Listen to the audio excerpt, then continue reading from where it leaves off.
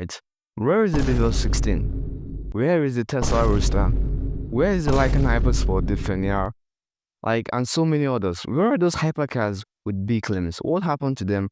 And what's the way forward with them? Well, I've done the research and I've done the digging. And in this video, I am going to be answering all that. But before I get started, guys, I am Mino and this is my YouTube channel. And in this channel, we'll talk on all things cars. So if that interests you, go ahead and hit that subscribe button. Watch this video to the end. And if you like it, give the video a thumbs up. And with that said, thank you for tuning in. And let's get the video started. Starting off with the car with the biggest claim on this list, the W16. So, the W16 was a hypercar that promised a lot. They promised numbers that will make the Bugatti and the Koenigsegg look like child's play. They came with big numbers. So what was the car supposed to be and what did they claim? Well, they promised that the car is going to come with a 12.3 liter quad turbo V16 engine. It's going to make 5,007 horsepower and 3,757 pound-feet of torque. Alright. First of all, that's a massive engine. That's a really massive engine. 12.3 liters. That the V16 engine in the Bugatti Tourbillon is not even close to that. It's just 8 liters. This is 12.3 liters. And that's going to make it the biggest engine fitted to a supercar ever. Secondly, that's a lot of horsepower. 5,007 horsepower. That's almost the Koenigsegg ES-Code, the Bugatti Chiron, and the Rimac Nevera combined. That's massive. And I'll give them the credit. They published the video years back. According to the video, the engine did 5,000 horsepower during the testing. How much of the video was true? I don't know. But in the video, it showed that the engine really did 5,007 horsepower that they promised. But we all know that developing an engine that makes 5,000 horsepower is one thing, and fitting it into a road-going car and making it road legal is another thing. So that's where they hit the roadblock. With that level of horsepower and torque, you expect this car to have a massive performance. Yes, they promised a lot in that aspect, because the boost performance that is going to put this car at the pinnacle of performance when it comes to road-going vehicles. So what did they promise? They promised 0 to 60 in 1.8 seconds. Although there are cars that can do 0 to 60 in a faster time, like the McLaren Spelling and the Rimac Nevera. But aside from that, nothing is beating this to the quarter mile. Nothing is beating this to the half mile. And nothing comes close when it comes to top speed, because they promised that this car is going to do 348 miles an hour top speed. Almost 350 miles an hour. And that's going to make this car the fastest car in the whole world by a long shot. And nothing comes close. But all that was if the car actually came out. So that begs the question, where is the car now? And what's going on? Well, they started with the cock and bull story back in the days that the 5,000 horsepower version is going to be a track-only version. That the road-going version is going to come in 2 trims. The base model with 2,000 horsepower and the mid-trim with 3,000 horsepower.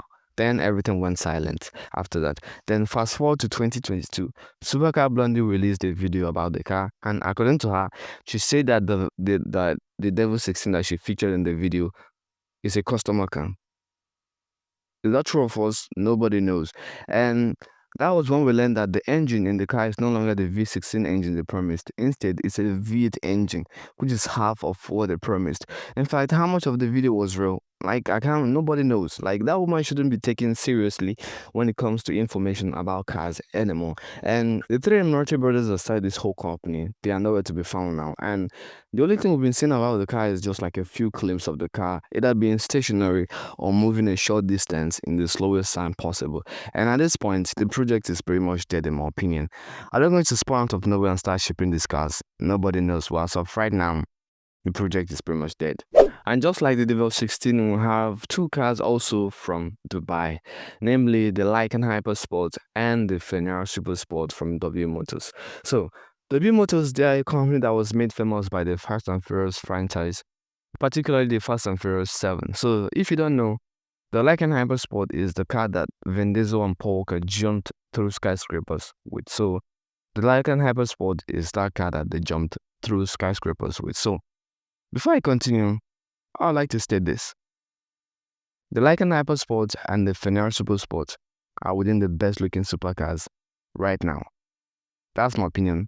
Let me know yours in the comment section down below, but I think they look pretty fine. Now, a quick start about the cars, starting from the Lycan Hypersport. So, the car is powered by a 3.7-liter twin-turbo flat-six engine that makes 780 horsepower and 960 newton meters of torque. They claimed it can do 0 to 60 in 2.8 seconds with a max speed of 251 miles an hour with a price tag of $3.4 million.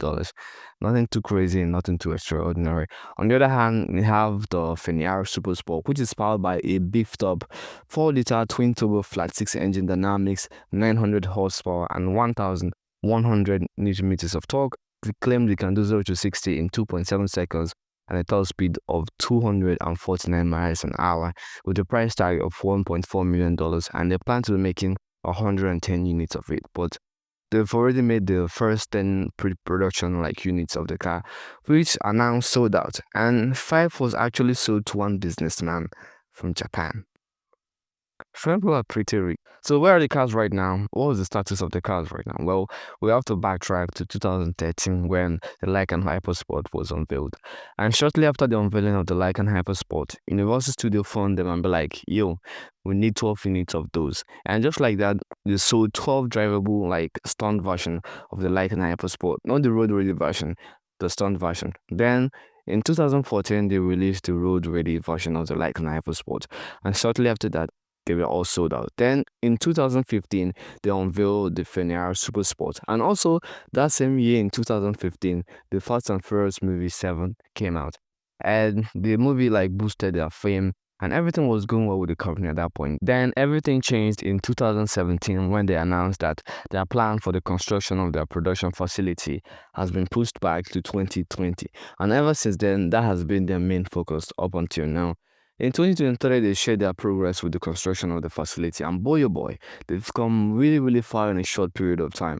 And the project is near completion at this point. And in 2025, this year, they should be rounded up. And after that, the production of their cars will commence after that. So they're waiting for their new production facility to be completed. And after that, the production of their cars will commence after that. And I don't think we'll be waiting for long for that to start happening. Next up, we have the Tesla Roadster.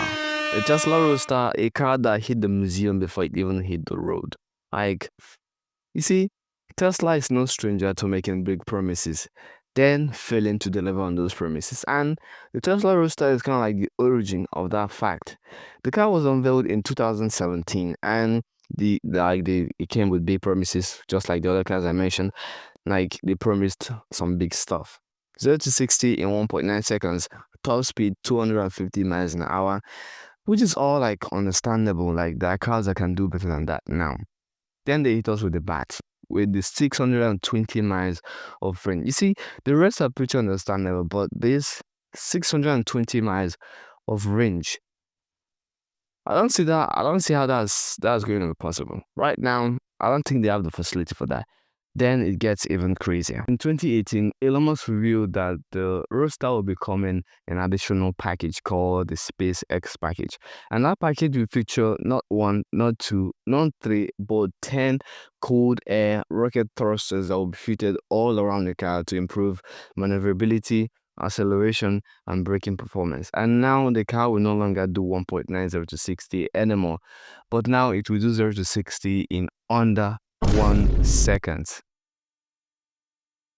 At this point, it's just a joke. At this point, the car is now a joke because I can't really take them that seriously anymore because, in my opinion, this is all part of their marketing strategy. In my opinion, their real product is the Tesla Model X, Y, 3, and Model X. Am I missing another one? Yes, the Model S, the Model X, Model 3, and Model Y.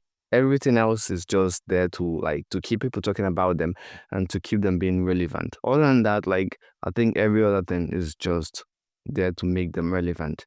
And I can take them seriously considering how far they push back the production of this car. First of all, they said it's 2020, then they said it's 2022, then 2024, now 2025. Well, we are now in 2025, so let's see what's up.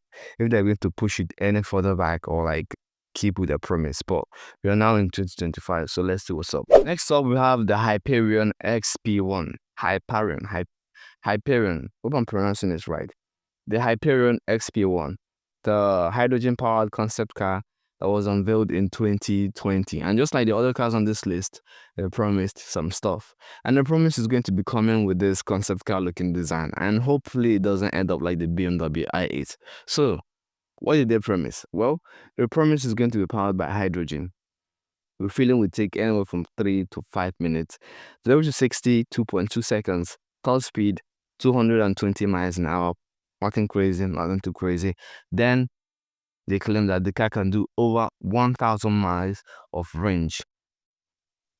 You see, considering the fact that it's powered by hydrogen, and we know hydrogen is very, very, very efficient in that regard, I can see that being possible.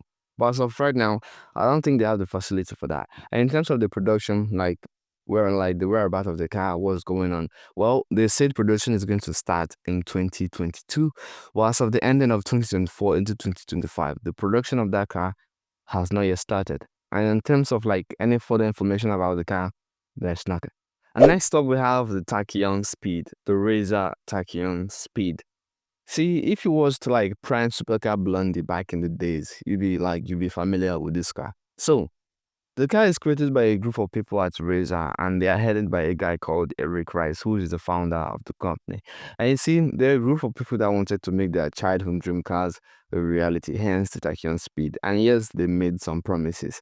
You see, they say it's going to be an all-electric hypercar with 1,250 horsepower and 4,950 pound-feet of torque, with a top speed of over 240 miles an hour and a price tag of $750,000, which is all pretty huge. So, what happened and where is the car? Well, in 2017, they completed their first prototype of the Tachyon Speed, and ever since then, they've been working on the production version of the car. And how far have they gone into the project? Nobody knows. I don't know. But it seems like they have some big news coming up in summer 2025 this year. So keep your eyes out for that. So, as a group of people that share the same dream as me, I wish them all the best. And here are some cars that are not dead, they are far from dead, but we haven't heard about them for quite some time now. First of all is the SSC Tuatara. Well, after their top speed run in 2022 where they did 295 miles an hour, we haven't heard about them for quite some time now. They've been really, really quiet. But production of that car is in full swing. It's just that they're a small company and things are going to be happening like a lot slowly. And that has been the problem for most of the cars on this list. They're being created by a small group of people, and for that reason, they don't have like enough resources and facility to make those cars. That's why some are abandoning the project, some are like taking things a little like slowly. So the production of the car is in full swing, and some people have started taking delivery of theirs. Yes, they've started delivery of the car, and it's going to be happening here and there. Lastly, we have the Lotus Evija, introduced back in 2017, and ever since then, the car like trended for a while, then it died down. But the production of that car started in 2022, and in 2023, they started delivering. In fact, the first car that was delivered was the car of the former Formula 1 racing driver, Jenson Button, who took delivery of his in 2023. And at the end of 2024, the company announced that delivery will start happening in 2025. So keep your eyes up for that. So that's been the status of all the cars. And with that, we'll come to the end of the video, guys. So if you like the video, please go ahead and give the video a thumbs up, subscribe to the channel, and if you want to see a part 2 to this, let me know in the comments down below. In fact, if this video gets 50 likes, I'm going to be doing a part 2 to this. So if you don't want to miss out on that, go ahead and subscribe to the channel. And with that said, thank you for watching and thank you for tuning in. And I will see you in the next one. Peace out and stay safe.